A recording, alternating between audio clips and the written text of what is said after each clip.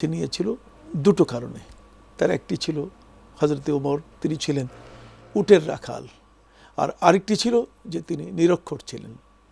নিরক্ষর এবং উটের রাখাল, নিরক্ষর ব্যক্তি সাধারণত যা তাকে বলা হবে তাই সে করবে, আর উটের রাখাল তার মানে পশুর স্বভাব তার ভিতরে সৃষ্টি হয়ে আছে, কাজেই তিনি মানুষের মতো দরদি হয়ে কোনো কাজ করবেন না, তাকে যাই বলা হবে তিনি তাই সেটি করে ফিরে আসবেন।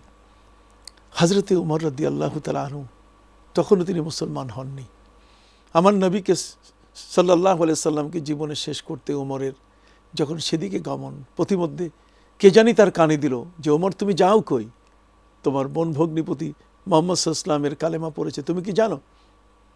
হযরতে ওমর রাদিয়াল্লাহু তাআলা আনহু সত্যিকার তার নিজের বোন ভগ্নিপতির ঘরে ওই মুহূর্তে ফিরে দেখে যে তারা কোরআন পড়ছেন।